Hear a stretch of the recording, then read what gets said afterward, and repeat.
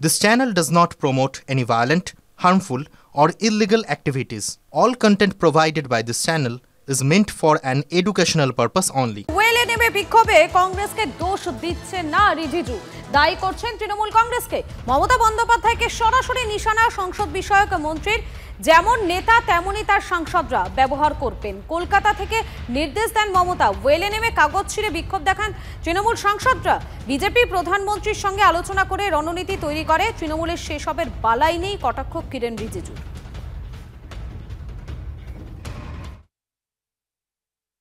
जैसे हाउस शुरू हुआ टीएमसी के लोग नीचे कूद गए, कागज फेंकने लगा और उसको देख करके कांग्रेस के वेणुगोपाल ने चिल्लाने लगा, कागज फिर फाड़ने लगा।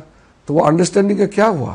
मैं कांग्रेस के लीडर्स और बाकी कुछ नेता है उनको मैं सीधा ब्लेम नहीं करना चाहता हूं। नेता जैसे है वैसे उनका मेंबर काम करना पड़ता है। अब टीएमसी के ममता बनर्जी कलकत्ता से ऑर्डर देता है उनके एमपीओ को, तो ये मजबूर है यहाँ पे। हम लोग तो प्रधानमंत्री जी से बातचीत करके उनका सुझाव ले करके फिर किस तरीके से हाउस चलाना है अच्छा से कंसल्टेशन करके हम लोग सिस्टमेटिक हाउस में जाते हैं। इनका तो ऐसा है नहीं। তৃণমূল সাংসদ কল্যাণ ব্যানার্জি রয়েছেন এই মুহূর্তে আমাদের সঙ্গে। আপনাকে স্বাগত টিভি9 বাংলায়। আপনি শুনলেন কিরেন রিজিজু তিনি কি বলছেন। তিনি বলছেন এই যে ওয়েলে নেমে বিক্ষোভ, সেই বিক্ষোভে কংগ্রেসকে তিনি দোষ দিচ্ছেন না, বরং দায়ী করছেন আপনাদেরকে, অর্থাৎ তৃণমূল কংগ্রেসকেই দায়ী করছেন তিনি। তৃণমূল কংগ্রেসে তো এই 130th কনস্টিটিউশন অ্যামেন্ডমেন্ট বিল যেটা হয়েছে তার তীব্র বিরোধিতা তো তৃণমূল কংগ্রেস করেছে, এটা তো সত্যি কথা। এবং আমরা করব, এটা করব। প্রোটেস্ট করার অধিকার আমাদের আছে। তাহলে কিরণ রিজিজুর মহিলা সাংসদকে মারতে আসার অধিকার নেই। কল্যাণবাবু তিনি পার্লামেন্ট মিনিস্টার শিডিউল কাস্ট মহিলাকে মিতালি বাগকে মারতে আসছে, এ নিদর্শন পার্লামেন্টের কোথাও নেই। কল্যাণবাবু কিরেন রিজিজু তিনি বলছেন he is a great fame of parliamentary democracy as minister. হ্যাঁ, গণতন্ত্রের লজ্জা, একটা মহিলার শিডিউল কাস্ট মহিলাকে মারতে এসেছিল। কল্যাণবাবু কিরেন রিজিজু তিনি আরো দাবি করছেন, তিনি বলছেন যে যেমন নেতা তেমনই তার সাংসদরা ব্যবহার করবেন। কলকাতা থেকে নির্দেশ দেন মমতা বন্দ্যোপাধ্যায়। ওয়েলে নেমে কাগজ ছিঁড়ে বিক্ষোভ দেখান তৃণমূল সাংসদরা। এই অভিযোগটা আমাদের নেত্রী মমতা বন্দ্যোপাধ্যায়ের মতো নেতা নেত্রী কিরণ রিজিজু পায়নি। কিরণ রিজিজু যাকে নেতা হিসেবে পেয়েছে সে গণতন্ত্রকে হত্যা করেছে। কিরণ রিজিজু যাকে নেতা হিসেবে পেয়েছে সে ভারতবর্ষের অর্থনৈতিক সংকট নিয়ে এসছে। কিরণ রিজিজু যাকে নেতা হিসেবে পেয়েছে সে বিদেশের সঙ্গে কোনো সম্পর্ক রাখতে পারেনি। কিরণ রিজিজু যে নেতাকে পেয়েছে সে দেশের সার্বভৌমত্বের সঙ্গে সে অ্যাডজাস্ট করে দিচ্ছে, কম্প্রোমাইজ করেছে। কিরণ রিজিজু যে সমস্ত নেতাদের কাছে পেয়েছে তারা তো অগণতান্ত্রিক।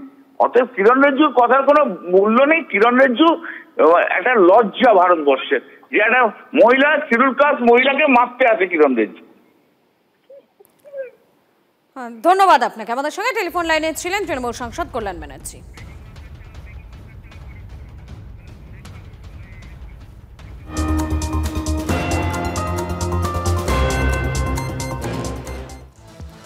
অনুপ্রবেশের চেষ্টা বাংলাদেশের প্রাক্তন সেনা আধিকারিকের। স্বরূপনগরের হাকিমপুর সীমান্ত দিয়ে অনুপ্রবেশের সময় বিএসএফ এর হাতে পাকড়াও।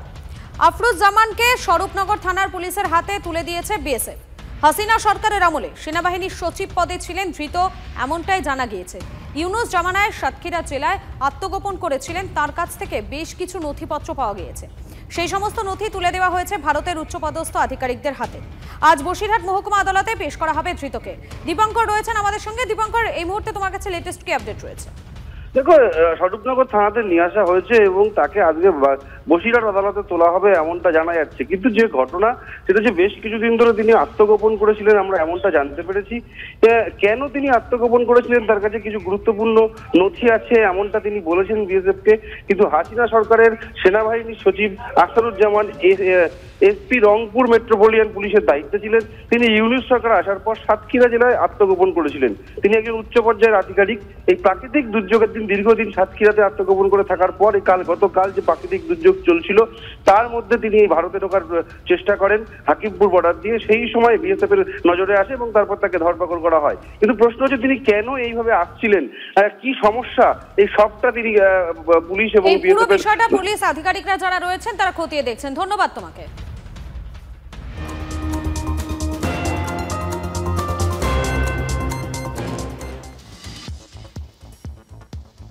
স্বরূপনগর থেকে গ্রেফতার এক বাংলাদেশি, নাম পরিচয় গোপন করে 10 বছর ধরে এদেশের মেয়েকে বিয়ে করে বাংলায় থাকছিল অভিযুক্ত।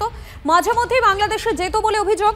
বাংলাদেশে তার নাম নাজমুল গাজী জানতে পারে পুলিশ। বসিরহাট থানার পুলিশ গ্রেফতার করে নাজমুলকে ম্যারাথন জিজ্ঞাসাবাদ করে পুলিশ এবং বিএসএফ। কেন নাম পরিচয় গোপন রেখে ভারতে বসবাস করা আছে, এর নেপথ্যে কি রয়েছে, কারা কারা এর নেপথ্যে রয়েছে, পুরো বিষয়টি খতিয়ে দেখছেন পুলিশের আধিকারিকেরা।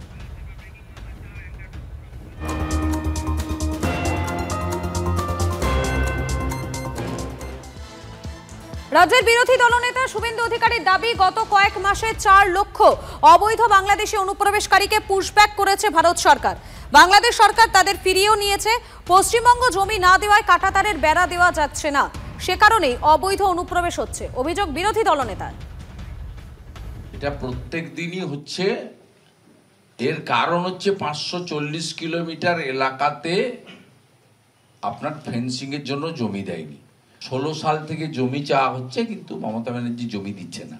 বাংলাদেশি মুসলিম যাদের কোনো ভিসা পারমিট নেই তারা ঢুকে পড়ে আমাদের এখানে ভোট জেহাদ, ল্যান্ড জেহাদ, লাভ জেহাদ, রেশন জেহাদ, ধর্মীয় জেহাদ সব কাজগুলোই করছেন। ভারত সরকারকে, বিএসএফকে বিশেষ থ্যাঙ্কস দেব। তারা ইতিমধ্যে 4 লক্ষের কাছাকাছি অবৈধ বাংলাদেশি মুসলিম অনুপ্রবেশকারীকে পুশব্যাক করেছেন এবং বিজিবিকেও ধন্যবাদ দেব, তারা নিতে বাধ্য হয়েছে। ভারত সরকার পরিষ্কার বলেছে যদি ভিসা পারমিট থাকে আমরা একজনকেও পুশব্যাক করব না। আপনারা আমাদের তথ্য দিন। ভারত সরকার যে তালিকা ওদেরকে তুলে দিয়েছে, বাংলাদেশ সরকার লজিক্যালি নিতে বাধ্য হয়েছে, লফুল্লি, যে এদের কাছে ভিসা পারমিট নেই কিন্তু এরা বাংলাদেশি নাগরিক।